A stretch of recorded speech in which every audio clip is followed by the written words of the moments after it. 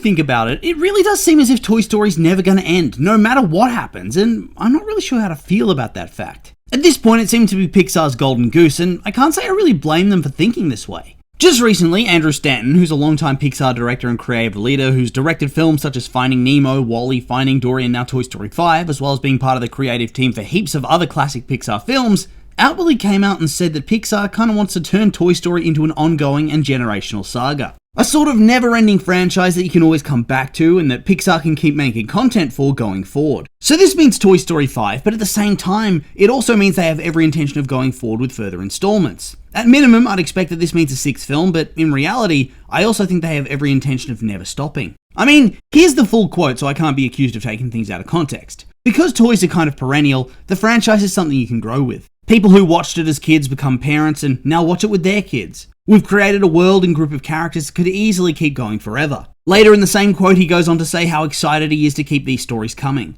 So at first, I guess you could brush it off and say it's just the idle speculation of a director. But this dude's pretty high up at Pixar. He's been around since the beginning, was one of the key writers of the Toy Story franchise, and is openly saying how excited they are for these stories. Not a story, it's not like Toy Story 3 or Toy Story 4, which both felt like they were marketed to be the ending point of the franchise where they're not going to come back. Here though, it's clear from the manner of speech that there's an expectation of Toy Story films beyond just the fifth one, and I think it's very obvious as to why they're now doing this. Think about how different Pixar and the animation industry in general were during the release cycles of both Toy Story 3 and 4. Pixar was one of the top studios of the 2000s. The 90s was them finding their feet, and Toy Story was a big part of that. The first films did really well for what was at the time a fresh concept. Pixar was a new studio that nobody had heard of, coming out with a new film during the peak Disney Renaissance. The Lion King had come out the year before and smashed the box office, and the slow decline of Disney hadn't started yet. Thus, a film with a new studio and a completely different style was a risk, and a risk that really paid off, grossing $372 million off of $30 million.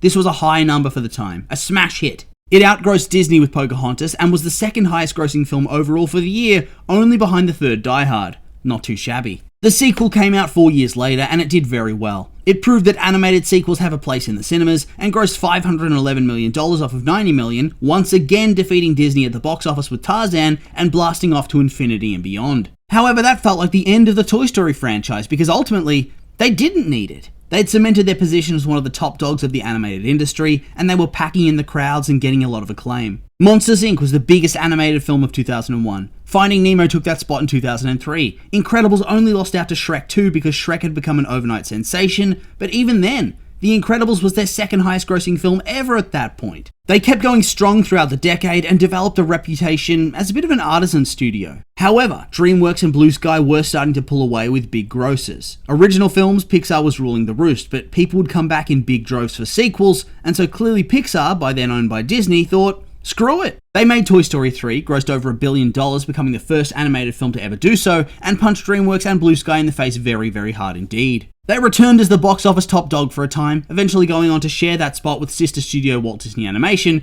who they had in turn humbled across the previous 15 years since their debut. The 2010s was a huge time for the animation industry in general, hence why after Toy Story 3, they didn't really seem all that eager to follow up with a fourth film anytime soon. And why would they? They were making a lot of hits. Hell, pretty much everybody in the industry was at that point, right? Look at the charts. Toy Story opened the decade with $1 billion gross, and since then, 13 other films have made it past that milestone. Animated films, that is. And 10 of them? They were within the decade of the 2010s. Hell, just widen the scope a little bit more, and you get an even clearer picture of the situation at large. Of the top 50 highest grossing animated films of all time, 29 of them come from the decade of the 2010s. 11 of them come from the 2000s, 1 from the 90s, and then there are 9 from the 2020s. That is such an overwhelming majority for the 2010s that you can really see why Toy Story 3 seemed like an ending. They were so successful across the board that they didn't need the franchise. They could afford to go with the flow and make whatever they wanted. Toy Story 4 had that same vibe. They were there to just pick up that big box office. They by no means had to make that movie. They had an idea, they knew it would do well, and then once again they framed it as an ending because, I don't think they ever thought they'd go back to it. They were having an untouchable run. The golden age of Pixar was going strong, until it wasn't. The 2020s have seen Pixar really fall off in terms of audience esteem. No longer are they considered the big man on campus. No longer are they impervious to criticism. Even worse for them though, is they've been starved for big hits. They had a few flops in a row and they also had a bunch of straight to Disney Plus releases that somewhat damaged their prestige and market position. Since they came back to cinemas, they had Lightyear, which bombed, Elemental, which I think barely broke even, Inside Out 2, which did spectacular, and then Alio this year, which might be their worst performing film ever. Then, of course, Onward had its run cut short by COVID, while Soul, Luca, and Turning Red were streaming exclusives before they later on got a limited theatrical run. Not doing all that crash hot, all things considered. Besides Inside Out 2, their last big hit was Toy Story 4. Thus, from a financial point of view, I think it makes sense to not only bring back the franchise with a fifth installment, but to go so far as to openly suggest that 5 won't be the end. That in fact, there is no end in sight. After all, the studio's no longer in the midst of some 25-year golden run. They're very much in the midst of the worst financial period they've ever seen in terms of their box office returns, outside of the explosive success of Inside Out 2. So with all of that in mind, I do get why they're saying that this is a franchise they want to keep coming back to, and that it should become a kind of generational story where every 5 to 10 years there's a fresh one, with people growing up on these films. It allows them to continually grow the potential audience for each movie, and therefore earn more money and build up more momentum. However, that's all just financial justification, isn't it? It seems like a wise decision to make Toy Story a permanently ongoing franchise they can keep coming back to, because the reality is they're the most consistently performing films that Pixar has on the books. 2 films above $1 billion, with only The Incredibles 2 and Inside Out 2 sitting above them on Pixar's charts. If anything's going to be able to turn things around, then it's going to be a string of strong performances from Toy Story and other big hitter franchises. It can give them a bit of insurance that every couple of years, no matter what happens, they'll be able to turn things around and get a big box office to offset any potential failures. I know that online people often have a big old salty cry about sequels and how studios are becoming creatively bankrupt, but at the same time, I can't help but think the proof is in the pudding. Despite the vocal online fans kicking off, it's clear that audiences respond well to them and are eager to go and see them. Hence why pretty much every other studio is pivoting towards bringing back their big name franchises in their back catalogue. DreamWorks is dusting off Shrek. Disney's bringing back Zootopia and Frozen. 20th Century's defrosting Ice Age. So it does make sense to bring back Toy Story as the OG franchise player. From that point of view, I do agree with the idea of milking this for all it's worth, but as a fan, I have my own concerns about things. From a creative point of view, I am a bit unsure about the idea of Toy Story 5 in general, and then a continuation of the franchise beyond that. Then again, I was like that for Toy Story 4 too. I wasn't sure how the hell you'd pick up from the ending of Toy Story 3, and I thought it would be better to ride off into the sunset, so to speak. They had a great ending there with Andy's goodbye to childhood, and so I was apprehensive. When I went to see the movie, I will admit, I didn't really like it all that much. Felt like a story destroyer, that it wrecked the perfect ending of Toy Story 3, that it wrecked Woody's character because he'd never abandoned a child he'd been entrusted to, etc., all that sort of thing. At the same time, though, I did note that the overwhelming opinion surrounding the film did seem to be positive. I reckon that Pixar was still the golden boy back then, and so people gave them a whole lot more grace. COVID, of course, turned everything on its head, and in the aftermath, it seemed as if opinions had completely shifted.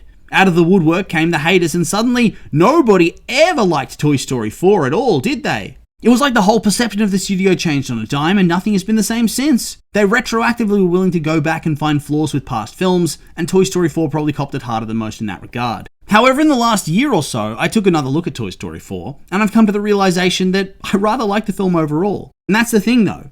I like the film now. It has an ending. You have a new ending right there that feels natural. The toys got their big final farewell to Andy in the ending of Toy Story 3. Then Woody has his own realization that for him, there's no going back.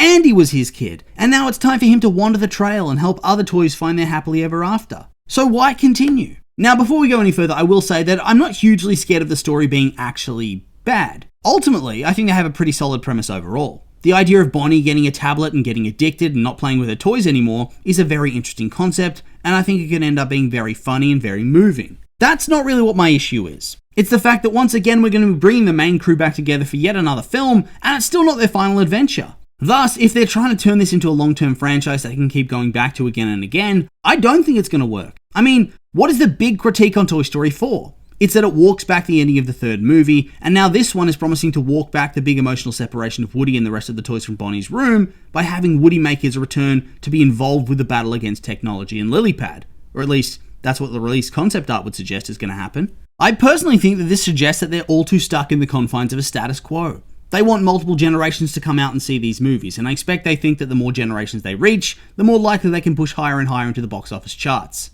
Now that a Chinese animated film has cracked that $2 billion mark, I have no doubt that all the Western studios are looking to try to top that number now that they know it's possible. They're still a ways off from that goal, with the nearest film being Inside Out 2, which grossed $1.69 billion at the box office in 2024. But I guess the idea is to try to get that huge net.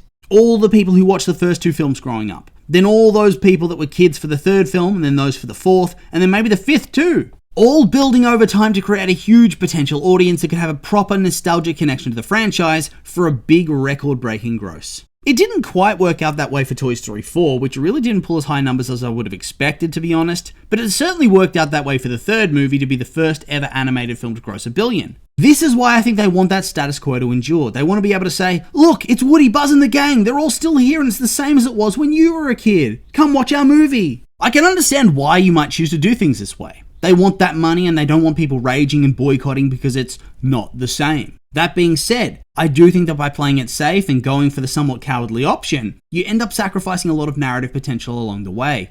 I think this of course could be the stable option in the short term, especially when your studio's had more misses than hits lately, but at the same time, I don't think it's setting up the franchise for the long-term success they want. To do that, I think they need to take risks and do things a bit differently, explore new scenarios and introduce new characters, not just go back to the same old when they get frightened. For instance, Toy Story 5. I don't see why they've ended up going in this direction. Toys versus technology is a good premise, like I said. I actually do think it's a pretty interesting concept to explore, and there are lots of directions to take. However, at the end of the fourth film, Woody and Buzz separate. Woody leaves the toys because he realizes his time as being a toy for a sold child came to an end when Andy grew up and left them with Bonnie. That was his farewell to that old part of his life too. Instead, he chose to remain with Bo Peep and become a wandering toy who guides children and toys alike to find their chosen toy and chosen family. It's a poignant and somewhat bittersweet ending to his character, and I do think it makes the ending feel a lot special by sending him back into the thick of things just like that. I think the really brave direction they could have taken would have not been including Woody in the film at all. I know, that sounds like a bit of a crazy person take on things and like I'm just asking for the movie to flop and lose money, but hear me out. Let's just say that we follow the toys in Bonnie's room. Now you have space for new character dynamics and stories to be told that don't revolve around Sheriff Woody, because let's be real, he's been the main character, the sole main character, for quite a while. I don't think Buzz has felt like an equal part of the story since Toy Story 2, way back in 1999. In Toy Story 3 and 4, yes, he's still important, but he's not on the same level as Woody anymore. And it's Woody who gets the big character arcs and story beats. Thus, by removing him outright from the story at large, it allows other characters to slip in and fill that gap that's left in his wake. Yeah, it's a bit of a bummer perhaps to not have the voice of Tom Hanks in your movie, but I think it frees up a lot of space in your script to flesh out other characters and give them more characterization and a proper arc. Characters like Buzz can come back to the forefront, and then there's Jessie. At the end of the fourth film, Woody proclaims that she's the new sheriff, and he's trusting her to look after the toys from now on without him. Trusting her to fill his role. And it's hard to fill this role if he comes right back, isn't it? I think it might be a bit of a hard sell to move away from him as your lead for the movie, but at the same time, I think if you market the film right and emphasize Buzz and Jessie, it would still likely be massively successful. The Toy Story branding alone does mean something, after all. All of that being said, in terms of real-life toy sales, they might not want to take that risk. I reckon they make bank on Woody toys, especially during the peak of each film, and even nowadays, you see lots of Woody toys in stores. However, I do think that absence makes the heart grow fonder, and so you could have this big moment in a subsequent film where he makes his return, and of course you could advertise that heavily ahead of time, and it would just do very well. Then there's the other direction they could have taken with Toy Story 5. Scrap returning to Bonnie's room and keep Woody as the lead in a cross-country adventure with Bo and some of the other nomads. It keeps the status quo somewhat stable with Woody, who's probably one of the most popular characters in the franchise, as your lead, and I think it opens up the story to a whole host of different opportunities. Plus, I think it would give them even more of a chance to explore fresh characters to make up Woody's supporting cast with the intention of potentially turning them into lead characters at some point. Because that's really what they need to do if they want to be able to turn Toy Story into a long-running franchise beyond just Toy Story 5. If they want to keep them going indefinitely, because let's be real, the voice actors are aging and eventually you're going to come to a point where it's going to be their final film in the role, especially if you take these extended gaps between movies. 1 to 2 was 4 years, which is the shortest gap the franchise has ever had. 2 to 3 had a very long gap of 11 years. 3 to 4 was 9 years, and this will have been 7 years. They tend to want to take time off between each movie, meanwhile our leads get ever older. So what does this mean?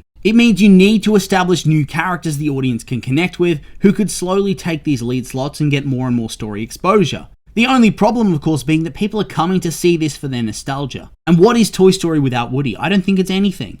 Ultimately, it is his story more than anybody else's. So when I think of Toy Story becoming some generational saga, it gets me worried. Worried that eventually the bottom's going to fall out of this thing, and the franchise will be tarnished or never feel the same as it did. Either that, or they'll need to eventually recast the original voices, which could potentially be a bit strange. I guess you could get some Impressionists or something like that with the classic Disney characters, or with the Muppets or Sesame Street.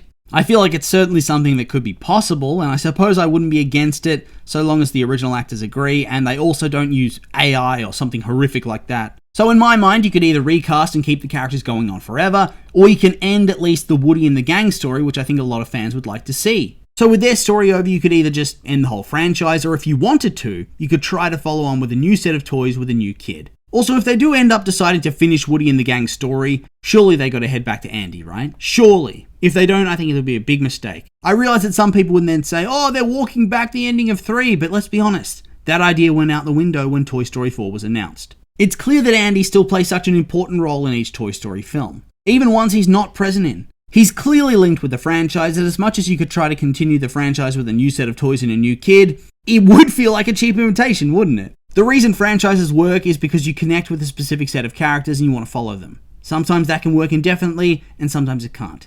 Sesame Street's a big ongoing one, but that's because the monsters don't age, and the kids they're connected to are the ones that are watching them on TV. That's why The Simpsons also works, even though it's gotten stale over time. It's why Despicable Me continues to work. The kids don't really age, they don't change. Inside Out continues to work because you know that despite Riley getting older, the emotions aren't going to just up and leave. The characters are going to remain constant. But when the characters you're writing age like Andy and Bonnie, and when their story revolves around childhood, there does need to be some sort of conclusive ending.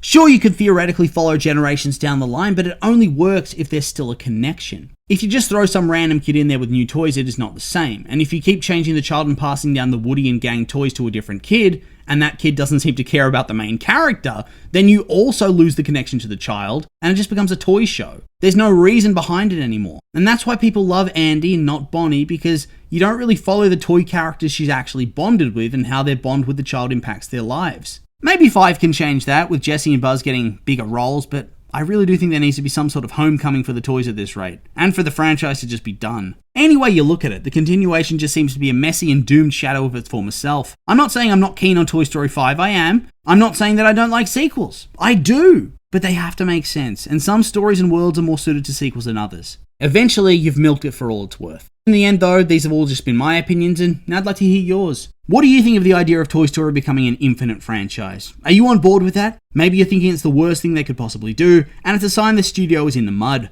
I'm curious for your thoughts, so make sure to like, comment, and subscribe, and let me know.